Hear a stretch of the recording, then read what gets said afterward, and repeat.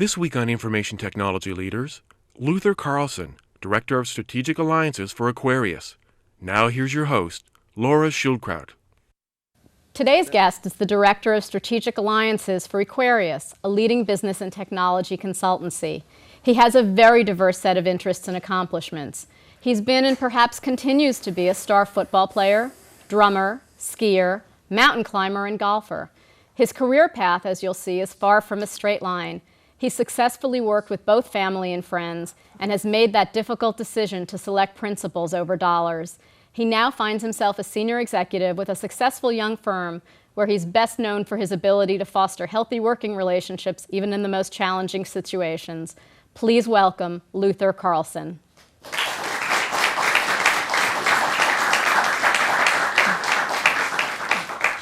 Where did you grow up? Grew up in Portland, Oregon. Yeah, and what was that like?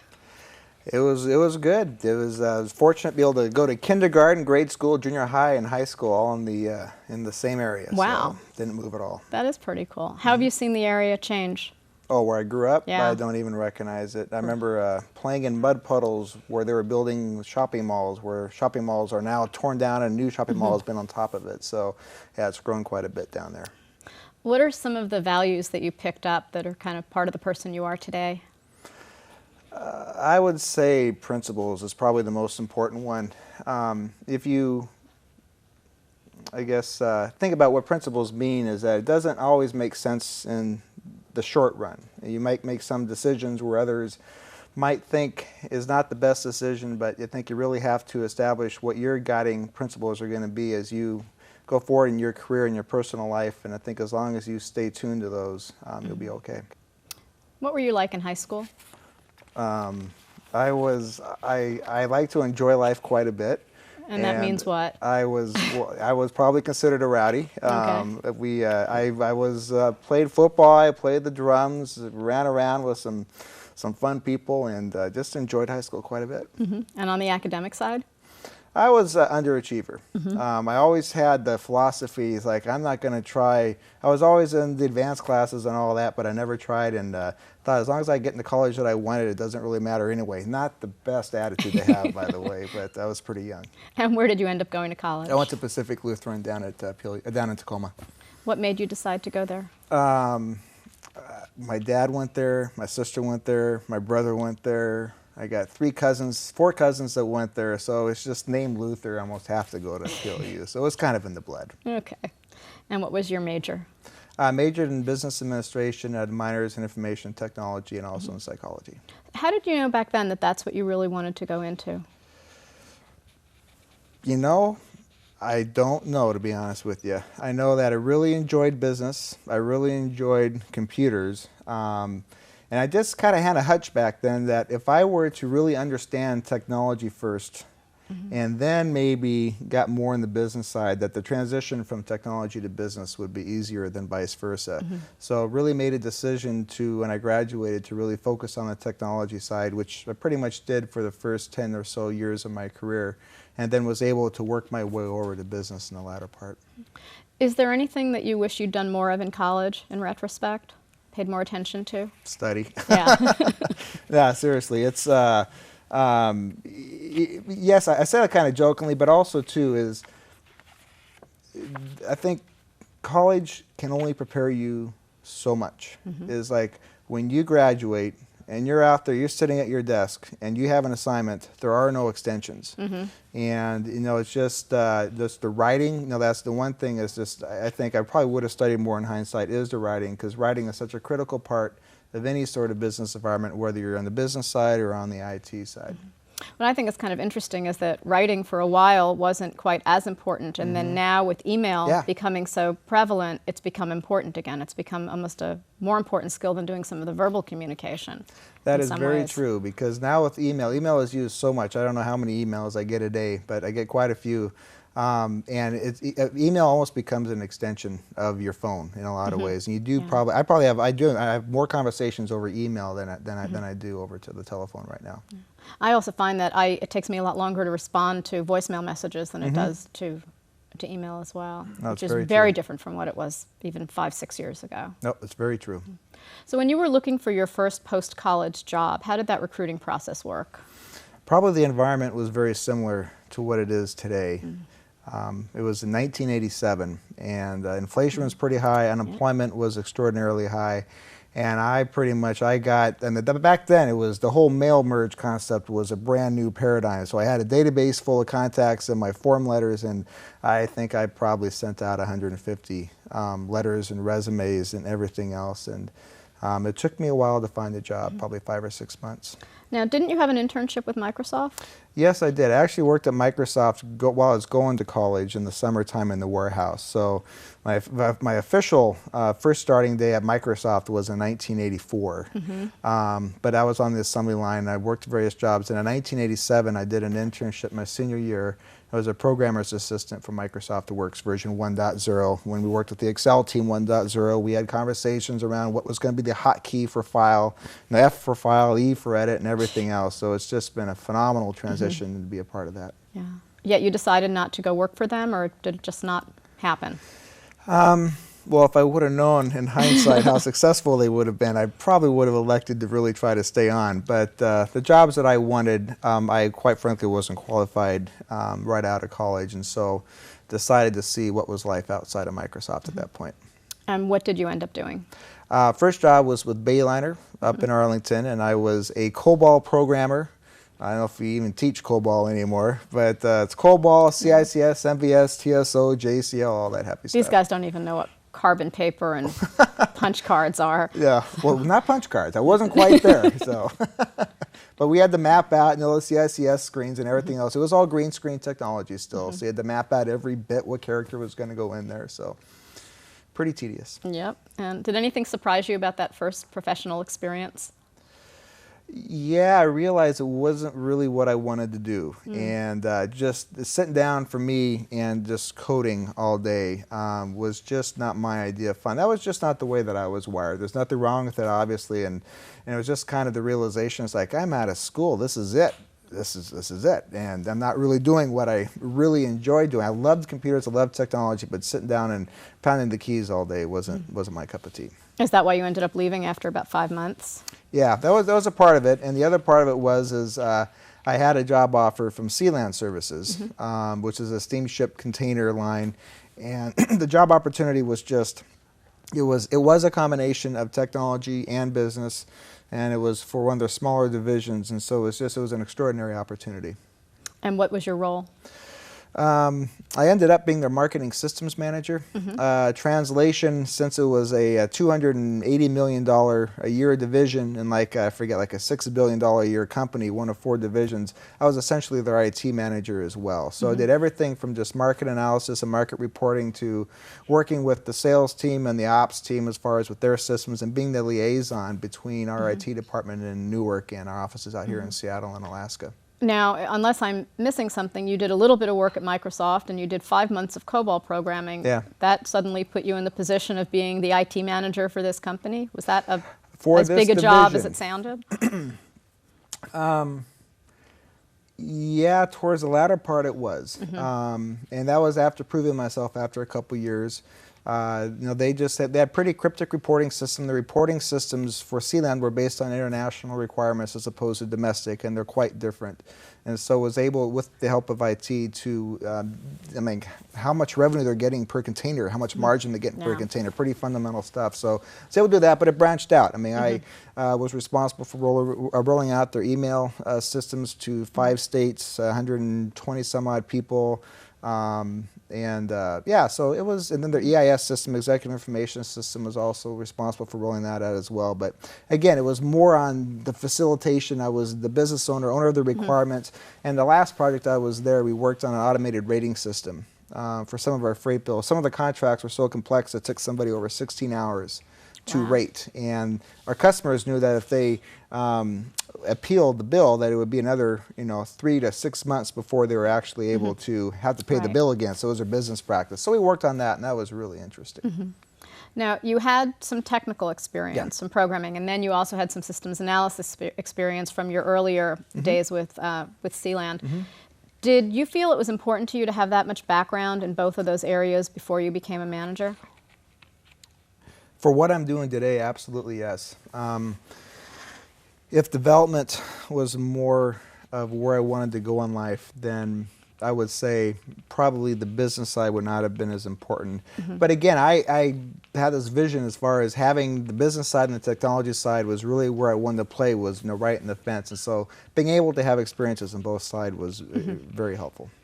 And one of the things that I think is always a challenge is as you move forward in the managerial ranks and you're not as close to the direct technology, you can sort of find different ways of dealing with that, because you probably couldn't sit down and code today. Not in any of the languages they're being used. Yeah, probably not. I mean, not That's true. Not with any dexterity, probably. Yep. And does that bother you, or do you think that that's just fine? It's a very interesting question. The last I actually coded was in Visual Basic 4.0. I mean, I code, I don't know how many different versions of Basic this and Basic that, and but the point in time where I recognized that I'm no longer developing, and where I made that shift, and that first shift was really getting into the business development role and more in the sales role. It didn't take me long to realize that I had jumped off the train and that train had left without me. But fortunately, I think with any technologies, once you understand the basic paradigms and the fundamentals, we were just talking about this beforehand, like with object-oriented programming, you know, there's only so many ways you can skin the cat, and once you understand conceptually how it works, it's just a matter of adapting to the new paradigms. Although with with IBM's you know, strategy, and with Microsoft's .NET, which we're very involved with at Equarius, there's going to be some new paradigm shifts, which is going to cause some relearnings. How do you figure out how deep you need to get in learning something before you've gone deeper than you have to and wasted too many cycles trying to learn it? You need to find what you need to use the information for.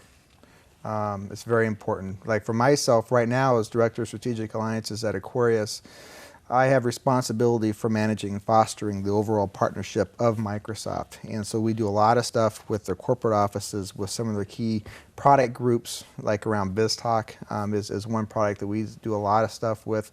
Their CRM packages coming out, but also too with the field offices. And so I never know enough.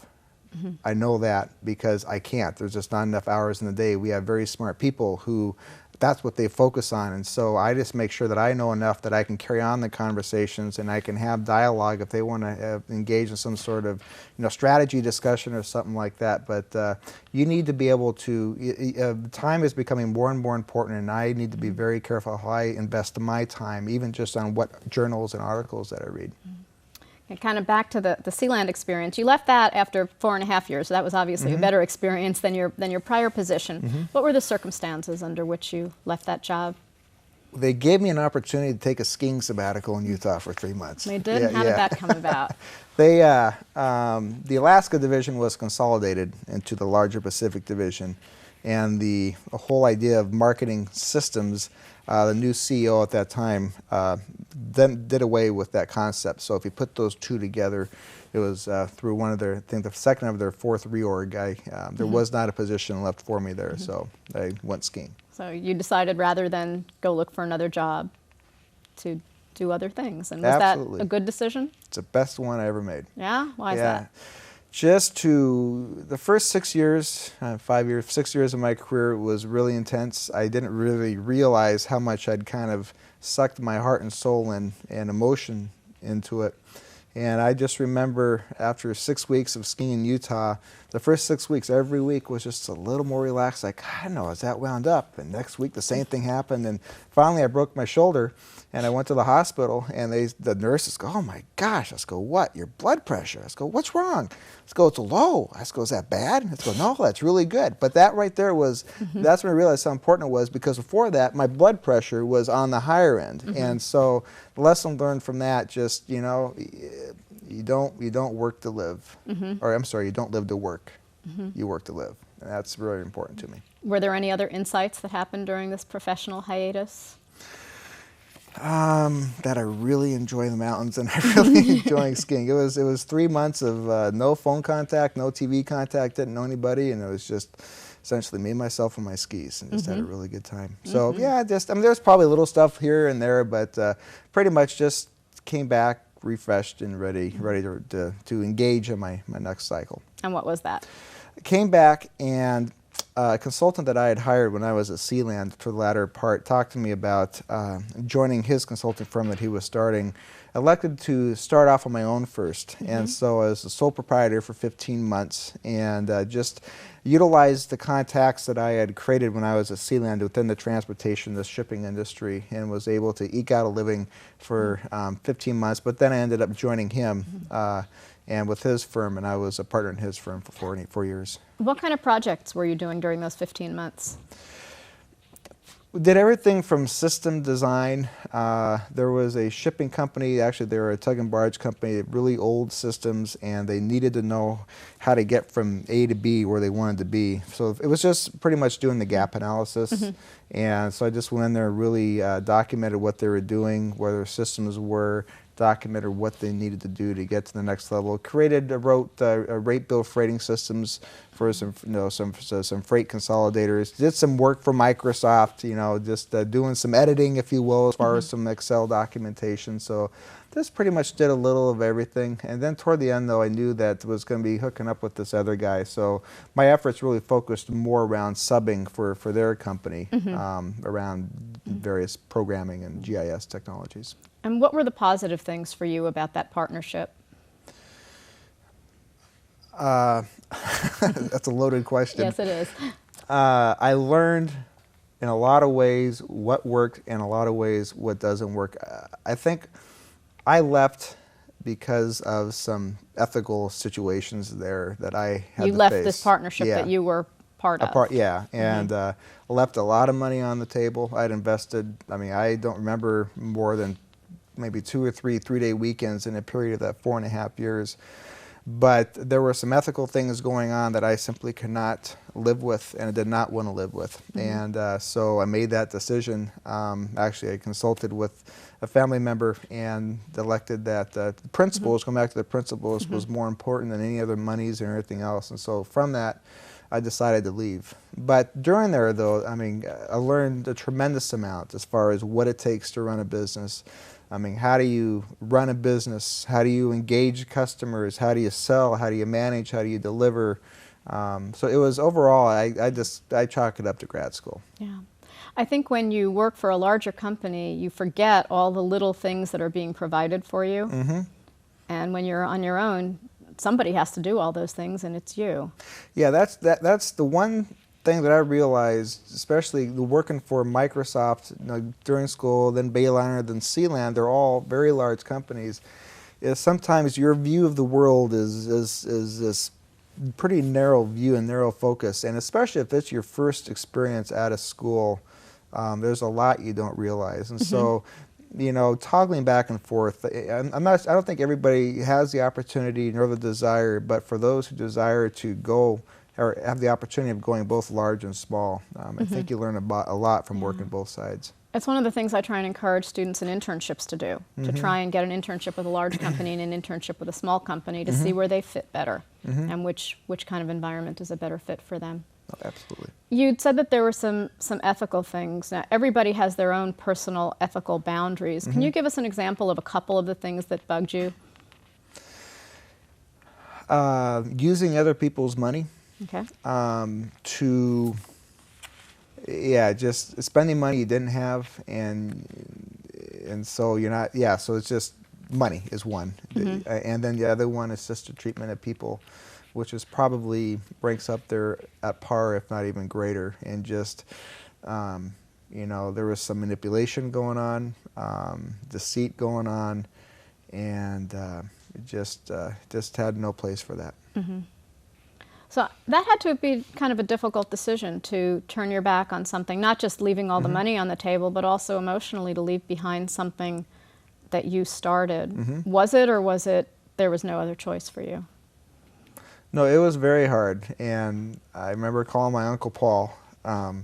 He is one of my mentors in my career. He's just been extraordinary. And I remember calling him, and it's like, Paul says, what's going on? I want to talk. I was actually making a sales call.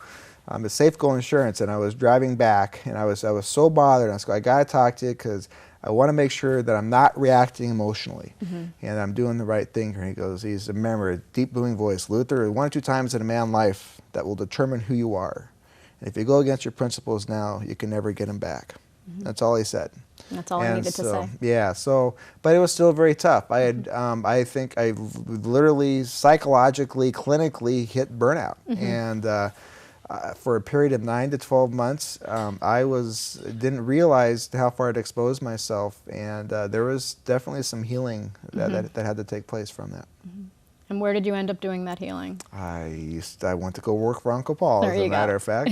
And he had a management consulting firm, and he did a lot of work overseas with banks in the Far East, but also he had a telecommunications practice dealing with the 1996 Telecom Act. And so we worked with cities, municipalities, as far as in assessing how they can take advantage, but also make sure they're in compliance of the 96 Telecom Act. How was it working for a relative? It was excellent. Really? I remember at the other company I was a partner at, I actually hired my brother, and so I had the pleasure of working with him directly. And then He worked for you? yeah, he did. He did. That sounds kind of twisty, no? Well, it all depends. I would not recommend it unless you have the right relationship. And my brother and I had the right relationship. And How does one know if you have the right relationship? Follow your gut. Okay.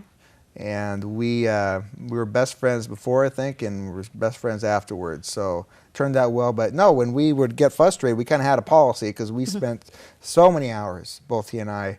We get frustrated, we would go to the local watering hole and drink a few beers until we had it all worked out. And then the bottom line is we made sure that we did not go to bed that night still upset. We made sure that everything was resolved before we started the next day. Did you have that conversation before you started working together?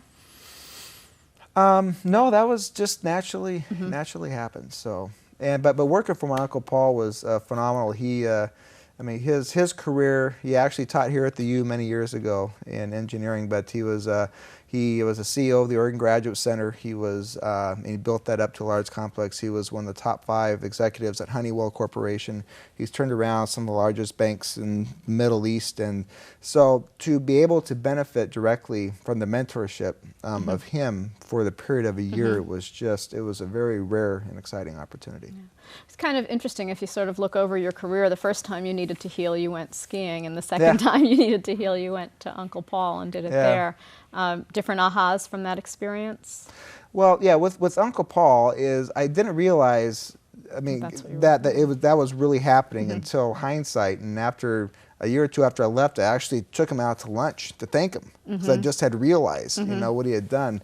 But no, from him, it wasn't so much it was some ahas. It's that, you can run a company right with the true respect of people, not only of your employees, but also of your clients. But just to be able to benefit from somebody who has been a senior executive in a Fortune 100 company, and having somebody who's willing to teach you and watch that person work on a day-to-day basis it's a tremendous opportunity. And I like how you said to see that it actually can be done well. Yeah, and that's something where, at our company, I'm not sure if I'm still in a question coming up, but that's one of the reasons why I came to Equarius, was just the integrity is very important. And you may be able to skate a little bit not abiding by integrity, but in the long run it's going to get you. And I know people that I've seen in my career where that's happened, but the people who stay true is such a small community here, is that you just got to make sure that you can go to bed with a clean conscience. Yeah, truly. Yet you left there after a year. Why? Well, the business model didn't quite turn out as we had planned as far as with the expectations. I was hired to do a lot of development around GIS technology, mapping out. And what is GIS technology? Geographical Information Systems. So I did a lot of just high-level fiber optic network designs for different cities, municipalities, developed some tools and everything else. But the whole plan was the business was going to be more quantitative, but it turned out to be more of a strategic consultative process and projects, and it was a mutual decision that it's just like this wasn't going where I wanted to go, and it was kind of tough to justify my remaining there. Yeah, I guess it's a good thing that it was a mutual decision, because you have so much respect for each other. It would be hard if it weren't. Well, I probably would have walked away. I probably would have offered to quit if it wasn't working out. You also said that it was sort of a wide chasm to jump back to mainstream. Yeah. What did you mean by that? Well, I had been that'd be probably 6.5 years, rough math, of being in very small entrepreneurial companies. And I knew that if I didn't hit that home run sooner or later, that there was going to be a price for me to jump back to mainstream. Mainstream companies, the larger companies, typically take a look at, if you go out and do your own thing, or you work for a small company, unless it's successful, it's good to have, but if you don't have any golden nuggets that you can really showcase as far as this is what I've got from it, after a while, there tends to be a gap as far as to jump back to mainstream. So that's when I decided, after things with my uncle tended to wind down, that I wanted to get back to the mainstream. And so found the consulting company to do that with. And where was that? That was at Claremont Technology Group. And what was their corporate culture? But when I first got there, it was really good. It was exciting, just incredibly bright people. And their focus? And their focus was, well, it was kind of scattered. I mean, it was technology, various, different data warehousing, Oracle, Microsoft, business process re-engineering, and whatnot. But then we were bought out by a larger company, CBSI is what they were called. And so that's when the culture changed, and that's when it wasn't so fun to work there anymore, and decided to look elsewhere. How did it change? It changed from fun and exciting to not fun and not exciting, or? It was a new culture, and I think CBSI was a company that wasn't experienced in merger and acquisitions, and so they learned a lot by going through it on what not to do. Great people there, nothing bad to say about the company. But it was just a different business model, and there's just a lot of offshore development. It was more of a commodity play as opposed to a niche play in which we have high rates because we provide value. So there was just a conflict there, and just realized too, it's just with the focus is one thing we have found at Equarius to be so important, is to be able to focus, to say what we do and what we don't do, and provide clarity around that. And I think for the size of what the company that I was with it was just too small for the breadth of services that we tried to offer, and it was tough to be out there selling, but also too, it was tough for a company, I think, to live up to expectations. So if you were looking back on that and consulting to them now, what are the things you would have recommended that they do?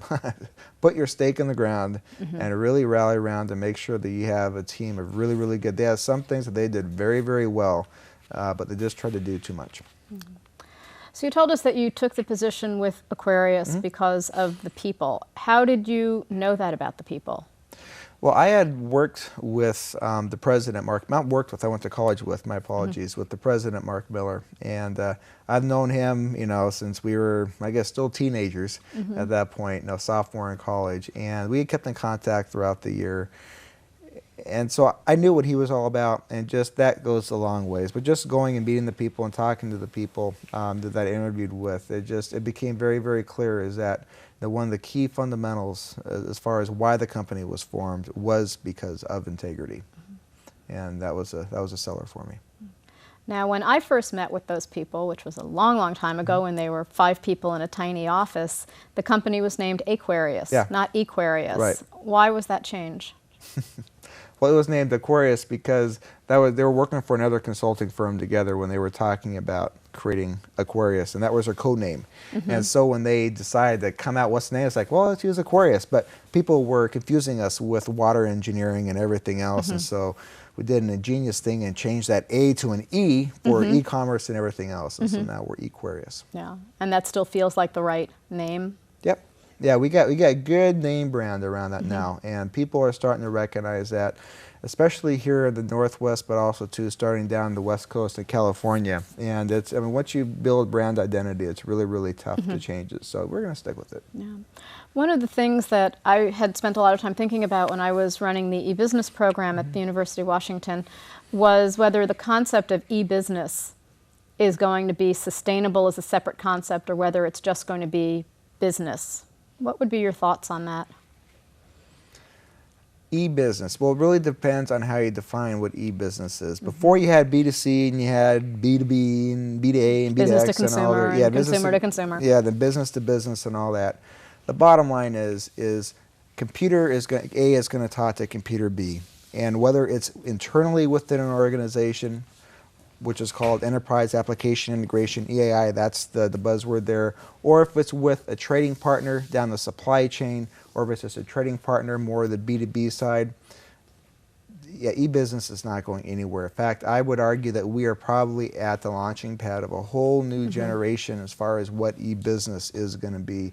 If you take a look at, even with Microsoft, also with some of their other competitors, is we have a suite of projects coming out now. And I'll refer a lot to Microsoft because that's where I deal a lot with and have a lot of relationships there and spend a lot of time there. With Microsoft's .NET vision, for instance, you know, what is programming today versus what is programming tomorrow, and how businesses are going to utilize technology, it's going to change the landscape. And with web services, with BizTalk, XML, and everything else, what you used to have to do in order to make computer A to talk to computer B is night and day difference. And so you're going to see a whole new, you're going to see new business models, and you're going to see companies who are not investing in this technology, I would argue, are not going to be around, or they're going to be very, in the world of hurt in 5 years, because those companies who are not investing, again, going back to that chasm, that gap, it's going to continue to grow, continue to grow, continue to grow, and pretty soon it's going to be too expensive for them to make that transition. And the companies that are doing it are going to have new competitive advantages that the other ones don't.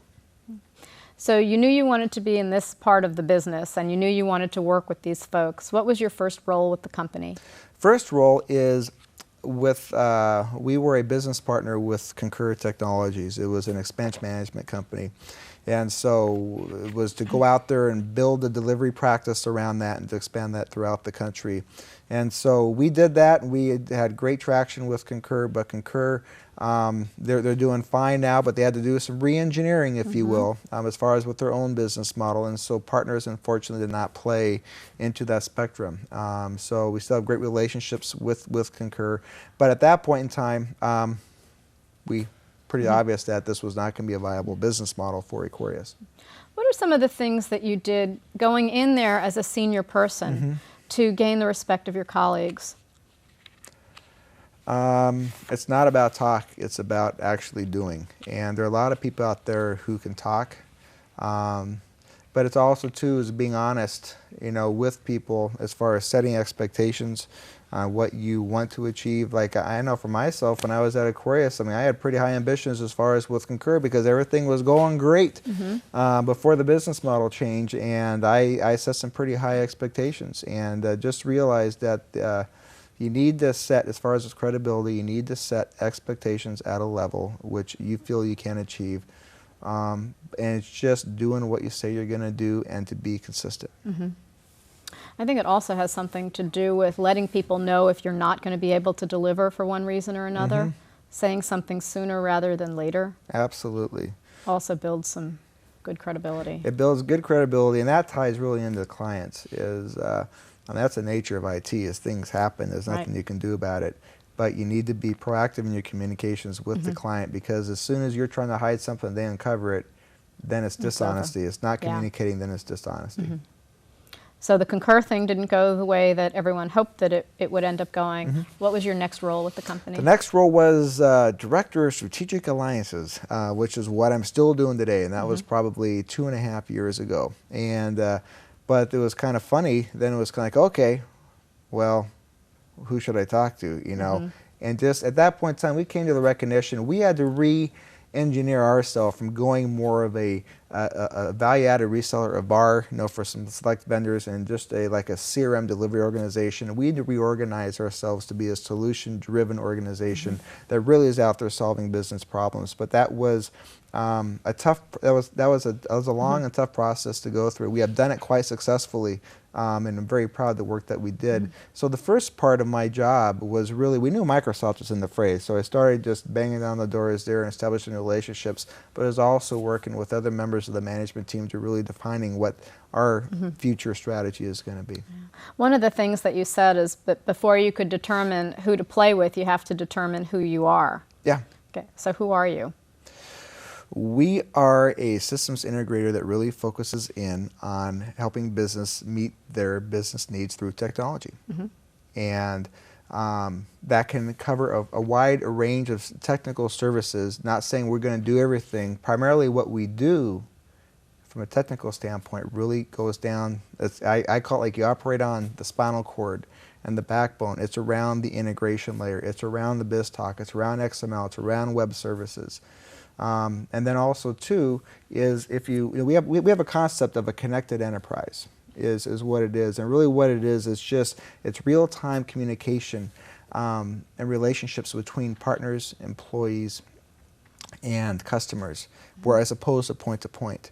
And so there's I mean, if I had a diagram whiteboard, I could draw it out a lot better. So I'm not going to try to go into too much detail. It's kind of tough just to kind of talk about. But the bottom line is, at the core of that is the integration layer, XML, web services, BizTalk, at least from the Microsoft perspective. And then on the next layer, you're going to have like EAI, enterprise application integration, B2B, B2Business, business to business, portal technology, CRM, customer relationship management is what we feel. And so so we focus on the core as far as on those 5 elements right there. And you'd said that Microsoft is now the fabric of the DNA of the organization, and that was a fairly obvious thing to you. Why was it so obvious, and how did you go about making it happen? Why it was obvious, the recognition as far as with the economic times the last couple of years, is a lot of these companies out there right now are not financially stable. And I'm not going to mention any names that wouldn't be fair to them, but there are a lot of vendors where before their stocks might have been hovering around $120 a share and everything else that are now trading at 80 cents a share. And so the recognition early on, and not because I was a genius, because working with like our CTO and other folks at Microsoft to really recognize that, you know what, it's going to be down. And like with any evolution, right, any major evolution, whether it's cars or whether it's technology, you're going to have the flood of the initial players, the pioneers, and then you're going to get down to the 2 or 3 that are actually going to make it, and that's going to be the basis for the next generation, the next leap, which I think we're going to do. And so we knew Microsoft was going to be there, so we bet the farm. And how did you go about making that connection happen? I know you did some work with them, but not nearly as closely as what you've got going now. So how we actually built out the relationship specifically, boy, that's just a lot of everything. I wish I could tell you that I had some master plan back at my home on my whiteboard in my office and I was executing for the last 2 years. Absolutely not the case. A lot of it was just gut, and a lot of it was just trusting your instincts and going based on your experience, and just also going where the opportunities lie. We knew what direction we wanted to go. A company like Microsoft, they could suck away 3 or 4 or 5 FTEs, or 3 or 4 or 5 employees, because they're so big and you can get caught up in so many things. So the first thing we had to do was really isolate exactly what do we want to do. We had to isolate who we need to spend time with, building relationships and everything else. That was important. But again, we have a CTO, Burley Kawasaki, which made it very easy because he is a true thought leader when it comes to EAI, enterprise application integration. He came from Accenture and was one of their leaders there. So be able to bring that sort of credibility to the table. Otherwise, I mean, I could maybe get the first meeting, but if I didn't, I mean, I can talk like he was talking with the BizTalk product team, for instance. And so it's really key. It's like every meeting that we have, and this is now as with Microsoft relationships expanded and more people are getting involved, the one thing that I stress is that you do not have a conversation with them unless there's value add for them.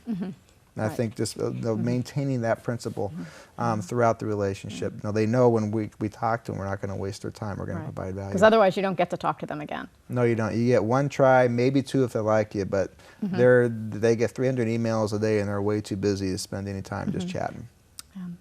Another thing that you'd said about 10 minutes ago was that stating what you do and stating what you don't do is very important. Why is defining scope so critical? Well, defining scope, I'm going to take it outside of a project, but just in general. And actually, I'll just equate it, since we're talking to the you here and to the class, people about to graduate, is you can't be great in all things. You might be okay, but if you get too pulled in too many different ways, some things are going to start falling through the cracks. You need to focus on whether it's business or whether they're out there looking for a job, as far as what you want to do, what you're good at, and you just make sure that you execute in those 1, 2, maybe 3 things, and don't really worry about the rest. And I mean, for us, Microsoft has told us how much they appreciate us for doing that, because we're not trying to be all things, all people, but for us, we know who we are in the company. It simplifies who we train, who we recruit, and everything else. Yeah, that clarity really is a gift once you have it. Oh, it really is. Yeah. You don't realize you don't have it until you do. No, it's true. And I remember before, just like with other companies that I've worked with, out there trying to sell, and I finally get a meeting with AT&T or Alaska Airlines or something, and it's just like, well, here's my menu, and we got a, we got a sale on here of COBOL programmers or VB or whatever. You just can't do that. They're really looking for thought leadership as far as what value you can provide. Can you tell us about a recent win that you're particularly proud of? Me personally? Yeah. Well, recently we've been, Equarius has been nominated, and we are participating on the Microsoft's Partner Advisory Council. So out of their 33,000 some odd partners, for the e-business partners, there are 25 throughout the world they've selected. And I'm a member of that, which has just been a tremendous opportunity. Went to the first meeting a couple weeks ago down in Monterey. And that is, why that's so exciting for me is because that's a testament of all of our work. That's a testament of Equarius as far as from our delivery folk, as far as from our sellers, as far as a lot thought leadership that we're providing, but it's also recognition by Microsoft saying, you know what, these guys actually can help us not only on the technology direction, but also too in helping with their partner strategies. You now find yourself sort of managing a virtual team. Yes. And the virtual team are the executives of the corporation that you work for. So in some cases, the people that you're managing on the project are your professional peers or even people that you may work for. Yeah. How do you do that? Very carefully. I'll bet. No. The Microsoft partnership has really evolved to, I mean, like we mentioned before, it's really become a part of the fiber and the DNA of who Equarius is. And we are involved in so many areas, whether in the PacWest Field Office, NorCal, Microsoft Consulting Services, the MSCRM Product Group, BizTalk Product Group, Central Marketing. We have like 8 or 9 that we have identified as far as key areas. And so what's necessary as far as, again, I can't do all those things. There's no way. I need to focus. So I'm focused on certain things. And so each member of the executive team have assigned responsibility and accountability to. And the way we do that is really management by peers. Is I work with them to define what the goals are for each quarter, and I meet with them on a consistent basis. And we still work together as a team because I still have some of the relationships. But the management comes into management by peers. It's when we sit together in our monthly steering meetings or weekly management meetings or whatever the case may be, is they know they are accountable to the company and to the group. And that becomes quite effective. Now, accountable to the company and the group is one thing, but in essence, they're also sort of accountable to you on this project. So how do you handle it when somebody who is your peer doesn't deliver on something that he or she said he would? Very carefully again. Each situation is different, and there is no absolute. I mean, sometimes you just, fortunately, again, the quality of the people we have at Equarius is usually you can sit down and just have a real conversation and saying, you know what, this ain't happening. Is there a reason why? Typically it's because there's bandwidth constraint. Well, is this something you can fix? If not, we just need to find a solution to it. So that's typically how it happens. It hasn't happened too much, unfortunately. Yeah, that's a good thing, because that would be unpleasant. Yes, it would. And to whom do you report? I report to the CFO. Does that make sense? For a larger company, absolutely not. But I need to report to an officer just because being a director. And but the deal is the management team of Equarius is just, we're a handful of people, and we work so closely together that it works fine for us. And we have a great working professional and personal relationship, so it's fine. As with many companies recently, Equarius has gone through some fairly severe layoffs. I know you're about 50% of the size of your company from a while ago. Tell us about going through that. Oh, it sucked. It was not fun. It goes back to a couple years ago talking about we had to re-engineer ourselves, reorganize what our business model was. A part of that was determining the skill sets that we had and our priorities, and so we had to make some tough decisions as far as who we thought would be the right skill set moving forward as opposed to what they've done in the past. So it was not fun. The important thing realized from a situation like that, though, is just the importance of communication. If you don't communicate, people are going to make assumptions. Typically assumptions aren't positive. Then they make decisions and conclusions based on assumptions, and once you have that happen, you lose control. So just we did a fairly good job. Probably could have done better in hindsight, but just communicating through the different transitions we went through. And are you pleased with the decisions that were made during that time? Absolutely. Yeah, the fact that where we are at right now is, I mean, we were able to maintain profitability on a quarterly basis throughout that time, which is, I mean, not many companies can attest to that.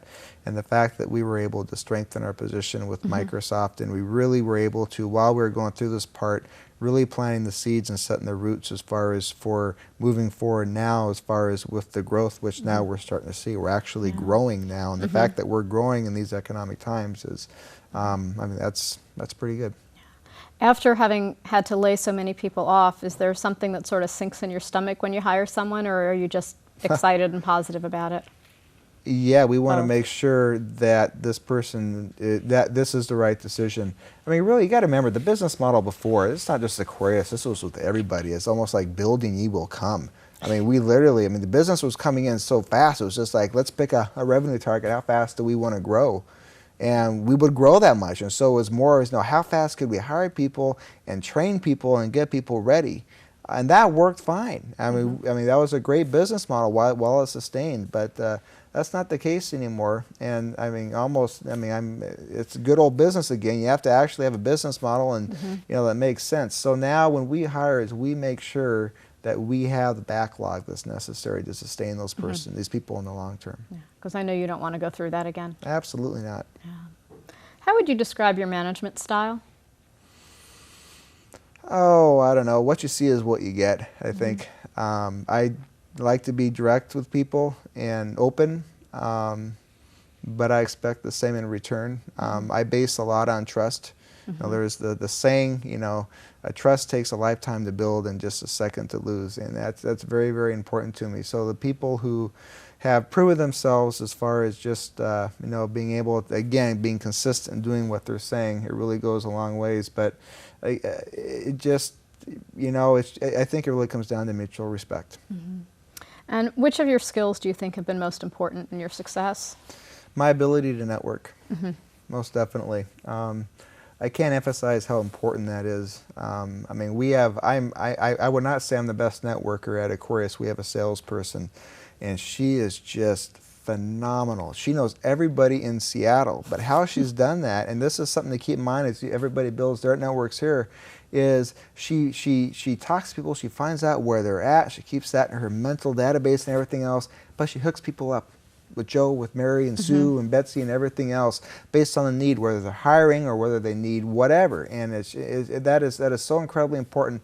Something that, you know, people can train you on how to be a good business person, how to read a balance sheet. People can train you on how to program and do system design and everything else. People cannot train you on how to build relationships. That's true. And for those people who have the ability, I think everybody has the ability, but who have the desire, because it takes an effort to really go out there and to build the network based around what you're doing in business and stuff. That's just, nobody can take that away from you. And that becomes an asset which has value as your network continues to build. Yeah, and you need to really sustain it. I mean, building it is one thing, but you also you need to sustain it. If you don't keep in touch with those people on a fairly regular basis, they're not part of your network anymore. So you need to find a way to... You need to, and I would also add to that based on the level of relationship that you do have, I mean, everybody knows you go through different cycles in life, like we were talking before. I mean, I just got married and had a kid and everything else, so my extra bandwidth as far as to go out there and network has not been as much as it was before. But I think, you know, people recognize that. But as long as you leave and have the trust and respect and everything else, as long as I'm not too far away, you can plug back in and kind of pick up where you left off. Where do you think you're weak, and how do you negate some of that? That's a tough question. Jeez. Where am I weak?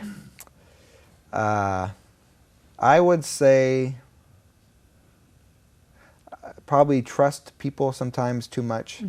I'm one of those gut reader types, and I follow a lot of my instincts and just on what my gut tells me to do. And in the past, that has burned me. And sometimes I become so passionate about something that you kind of get the blinders on. And I mean, I've relayed already some of those experiences, but I think, you know, as I grow older and get more experience, you just realize you just kind of level set everything, and you just it's consistency is really what it comes down to. So, and also too is you can't have that. I mean, you got to have faith in people, but you can't be blind either. You've said that you have a philosophy of ego second and common sense first. Can you talk about that?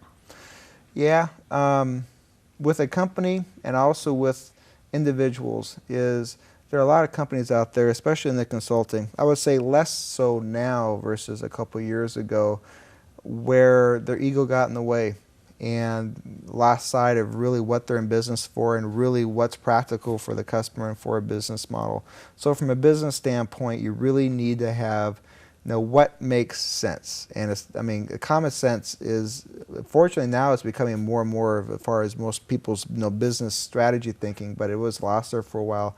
And on a personal note too, as far as individuals is, I have pretty strong opinions about this, but you see a lot of people out there who really think they're good, but you notice the people who are really good don't act like it. That's right. Yeah. So I have friends who are, either they own large companies or, senior executives, and you know what? Those are the folks who you would never assume when you first meet them as far as what they do. It's kind of nice that way, isn't it? Yeah, it sure is. Yeah. Did you ever consider getting an advanced degree? Oh, once upon a time I probably did. But like I said before, when I went through the deal with the partnership and entrepreneurship, that was my MBA. And for right now, just as far as what's the opportunity cost for me of getting the MBA, I just don't see it right now as far as being worth the investment. Might change in the future, but not right now. And what advice do you have for students that are looking for work in a tough economy? It goes back to focus. Students have to realize that there are a lot of resumes out there, a lot of people looking, and so if you're just out there doing what I call the shotgun approach, you know what, you're probably going to eventually do it and you're going to get a job, and that's fine. If maybe you just want to get a job just to kind of wait for the next economic wave to tick up again. But I would encourage people to really focus, and to really focus on either what they want to do, or if you don't know what you want to do, to at least focus with an industry or a company that you think might be attractive, and then study, network, do digging, call your friends, your friends' your parents' friends, or whatever, and just do what you got to do, because when you actually get face-to-face with the employer, you know what, your diploma only goes so far, especially when there's so many people competing out there. When they see you put in the thought as far as in the company and why you'd be a valuable asset to the organization, that's the stuff that really sticks out, because that shows character. What are some of the qualities that you look for when you interview students? Oh, that's a good question. I would say the overall aptitude as far as being able to learn. Probably not so much, we're not looking just for the absolute, somebody who just got the 4.0, although we have some of those folks on board here. But you need to have somebody with balance. One of the things, we have a value chain, the 5 things that we abide by at Equarius, and one of those is balance, because we recognize the importance as far as you need to balance your personal and professional life. And if you don't, after a while, you tend to go kilter like I did a while ago. And so we look for people who have that balance in life, who kind of have feet on both sides of the fence, but also too who are willing to work hard, who want to learn, and who are eager to get out there and to do it. Because a lot of people, again, it's amazing how many students still that are just they expect something, and just a realization that you have to earn it first. We'll be back to take questions from the audience right after this. The University of Washington Business School, located in Seattle, Washington, ranks among the top business schools in the United States. Information Technology Leaders is one of the many ways the UW Business School forges partnerships and reaches out beyond the university. For more information about the University of Washington Business School or Information Technology Leaders, visit informationtechnologyleaders.com. I was wondering in the past year how the whole technology market has changed, and a lot of companies are dropping service lines and companies moving to the outsourcing model over consulting, and a few divisions at Microsoft having the whole EAI model pretty well figured out, using out of the box functionality. How are you going to try to stay competitive other than having a solid business model, which is, I'm assuming everybody's going to have that from now on, learning from the past couple of years. How are you going to try to be competitive in the next 3 to 5 years? Fantastic question. We are gonna, for instance, like BizTalk has been our marquee product or a service right now, and we fully expect that that's going to be commoditized probably within the year as far as more and more people. Now, we were one of the first ones to market, so we were able to enjoy this head start, but we know everybody's catching up, and Microsoft needs to have everybody catch up for it to be successful. So we have a couple strategies in order to maintain our competitiveness. Number one is we have some solution offerings which we offer. So it's not this technology is you're solving a business problem, it doesn't really matter then how much you charge, just for how you implement something. If you can show the return on investment, that's the important thing, and that's what a CFO and a CIO and a CEO is going to be interested in. But also too is just through, account management. It is going back to the relationships. We have incredible account management. If you break down our revenue as far as with our company, we do really well with account management. And if you have like a little graph, right? If you have like, let's just use BizTalk for example. The x-axis is time, and this is what you can charge. This goes like, but if you have solution offerings, it goes. If you have account management, it's even higher. But also too, how do we stay competitive in the long term? Is because we're looking as far as, and working with Microsoft, as far as what is going to be the next generation. What's that next wave that we want to catch, be the bleeding edge of, that's going to have massive adoption in the market. So that's the million-dollar question, but that's a very good question, and that's something that we spend a lot of time thinking about. I'd like to close with a quote from someone that Luther works with. Luther's ability to foster relationships is quite impressive. He has a tremendous number of contacts in the industry and is on a first-name basis with many important players. This has been key to his success in general and will be critical for the success of our current work. I wish I had his finesse, his ability to start a conversation. He's professional, but he makes people feel comfortable at the same time. I appreciate that he respects everyone, no matter what his or her position. A lot of people at his level wouldn't, and I admire that about him. And if he doesn't respect everyone, he's doing a good job of BSing, and I guess I have to admire that too. But I think he really feels that way, and that's one of the reasons it's wonderful to work with him. Thank you very much. Thank you.